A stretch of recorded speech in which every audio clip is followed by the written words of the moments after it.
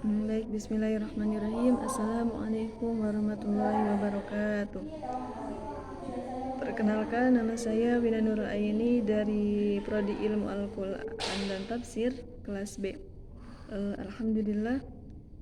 Alhamdulillahilladzi qad akhraja nata'ijal fikri li arbabil hijja wassalatu wassalamu ala sayyidina Muhammadin Mustafa wa ala alihi wa sahbihi man ihtada amma ba'du.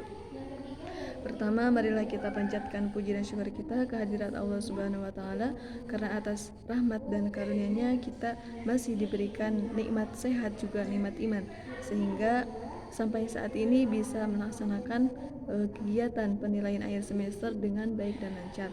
Tak lupa juga salawat dan salam semoga selalu tercurah limpahkan kepada Nabi kita semua, yakni Nabi Muhammad SAW. Sebelumnya saya ucapkan banyak-banyak terima kasih kepada Bapak Najib Syaifullah yang telah membimbing kami dalam satu semester ini, juga memberikan banyak ilmu yang pastinya dan tentunya sangat bermanfaat bagi kami. Baik, video ini dibuat untuk memenuhi tugas ujian akhir semester mata kuliah tajwid dengan dosen pengampu yang terhormat Bapak Najib Syaifullah MAG.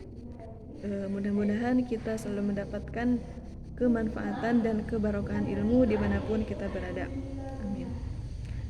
Ya, dalam video ini saya akan membahas kembali atau mengulas kembali tentang materi yang sebelumnya pernah saya presentasikan di kelas, yakni tentang hukum mad. Nah, mengenai hukum mad ini ada perbedaan pendapat. Ada yang mengatakan bahwasanya mad ini terbagi menjadi beberapa bagian. Yang pendapat lain mengatakan bahwasanya mad ini hanya terbagi menjadi 2 bagian. Nah, saya akan mengambil pendapat yang mengatakan bahwasanya mad ini terbagi menjadi 2 bagian, yaitu dari kitab tajwid versi qiraati. Nah, yang pertama itu ada mad asli atau mad tabi'i dan yang kedua ada mad far'i. Nah, mad tabi'i atau mad asli itu adalah ketika ada alif mati yang sebelumnya ada huruf yang berharokat fathah. Nah, terus iya mati atau iya berharokat sukun sebelumnya ada huruf yang berharokat kasroh, dan ketika ada waw mati atau waw yang berharokat sukun sebelumnya ada huruf yang dibaca domah. Contoh seperti dalam kata amanu, utiya, ituni. Nah, itu contoh dari mad asli atau mad tabi'i. Yang selanjutnya ada mad far'i. Mad far'i ini dalam kitab tajwid versi qiraati ada 13 cabang.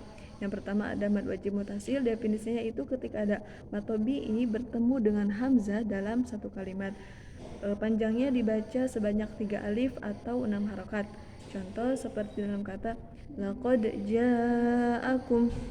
Nah, yang kedua ada mad jaiz munfasil.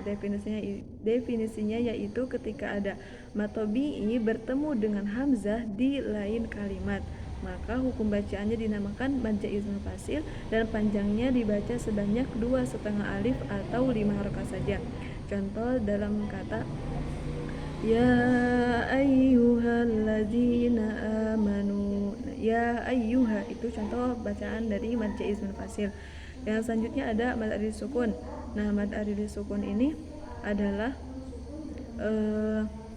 ketika ada mad tabi'i bertemu dengan huruf hidup terdapat di akhir kalimat atau di akhir ayat. Bacanya panjang tapi hanya 1 alif atau 2 harokat saja. Contoh dalam kata wallahu alimun bima ya'malun.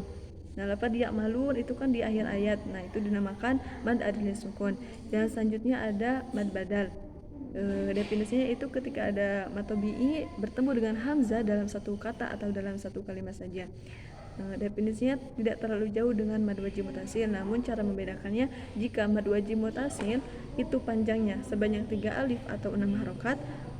Nah, mad badal ini hanya dibaca seperti mad tabi'i, yaitu sebanyak 1 alif atau 2 harokat saja. Contoh dalam kata amanu. Nah, lafaz a itu dinamakan mad badal. Yang selanjutnya ada mad iwad. Mad iwad ini adalah ketika ada tanwin fathah di akhir kalimat atau tanwin fathah dibaca waqaf. Contoh seperti dalam kata faqad dhalla dhalalan ba'ida. Nah, lafaz ba'ida ini tidak dibaca ba'idan tetapi dibaca ba'ida karena hukum bacanya dinamakan mad iwad. Yang selanjutnya ada mad lazim. Mad lazim ini terbagi menjadi dua, ada mad lazim kilmi dan mad lazim harfi. Nah, mad lazim kilmi juga terbagi menjadi dua bagian, ada mad lazim kilmi mutsaqal dan mad lazim kilmi mukhaffaf. Mad lazim kilmi mutsaqal definisinya yaitu ketika ada mad tabi'i bertemu dengan huruf yang bertasydid dalam satu kalimat.